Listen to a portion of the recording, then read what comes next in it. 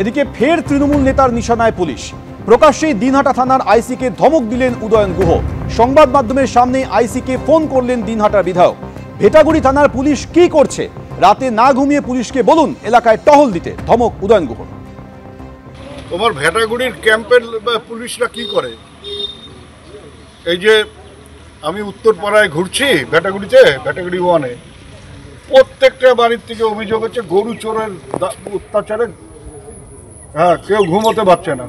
তাই এখানে টহল দিতে বলো, রাত্রিবেলা না ঘুমিয়ে বলো যে ওদের টহল দিতে। টহল দেয় তাহলে চুরি হবে কেমন? টহল দেওয়া, গাড়ি নিয়ে টহল দেবে, দরকার হলে দিনহাটার থেকে পাঠাবে, টহল দেওয়া হবে।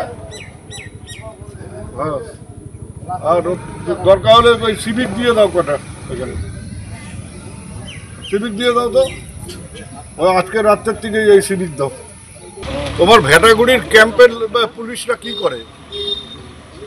এই যে আমি উত্তরপাড়ায় ঘুরছি ভেটাগুড়িতে, ভেটাগুড়ি ওয়ানে, প্রত্যেকটা বাড়ির থেকে অভিযোগ হচ্ছে গরু চোরের অত্যাচারে কেউ ঘুমোতে পারছে না।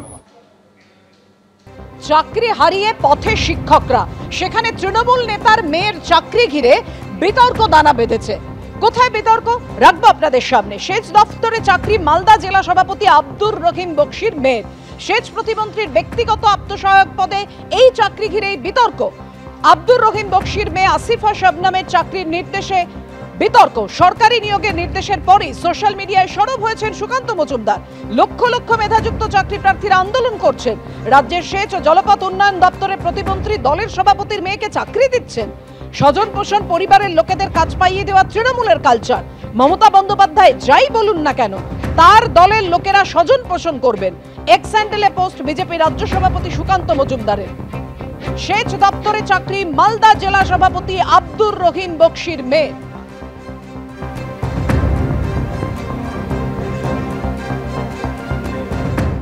সেখানে মালদা জেলা তৃণমূল কংগ্রেসের সভাপতি আব্দুল রহিম বক্সির মেয়েকে একটা কন্ট্রাকচুয়ালে চাকরি দেওয়া হয়েছে, সেই ডিপার্টমেন্টের মন্ত্রী সাবিনা ইয়াসিন। এর থেকে নির্লজ্জ স্বজন পোষণের উদাহরণ আমরা হয়তো পাবো না, কারণ সারা পশ্চিমবঙ্গ জুড়ে চাকরিহারাদের হাহাকার।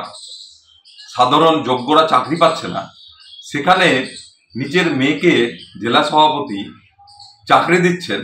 এর থেকে নির্লজ্জ স্বজন পোষণের উদাহরণ আর হতে পারে না। বাদ দেওয়া হচ্ছে আমাকে, আমি ঠিক বুঝতে পারছি না যে এই বাদ দেওয়া হচ্ছে কেন। আর চাকরি ব্যাপারে আমার কিছু জানি, আমি নিশ্চয় খোঁজ খবর নিব। কিন্তু আজকের দিনে দাঁড়িয়ে যে 2 কোটি চাকরির প্রতিশ্রুতি দিয়েছিল কেন্দ্রীয় সরকার, সে চাকরি দিতে পারছে না বিজেপিরা। আর তারই নেতারা এখানে রাজ্য সভাপতি আর রাজ্যের বিরোধী দলের নেতারা বড় বড় হলো কথা হচ্ছে। মনে হচ্ছে যে আজকে মমতা ব্যানার্জি ক্ষমতা থেকে নামিয়ে তারা সিংহাসনটা দখল করে নিবে, এরকম মনে হচ্ছে। কথা তারা বলছে, টুইট করছে এবং খবরে অপপ্রচার করার চেষ্টা করছে চাকরি সম্পর্কে। সেটা আমার কিছুই জান নেই, আমি খোঁজ করবো, আমি জানবো। কারণ সে মেয়ে আমার সাথে থাকে না, তার শ্বশুরবাড়িতে থাকে, তার আলাদা ঘর সংসার আছে।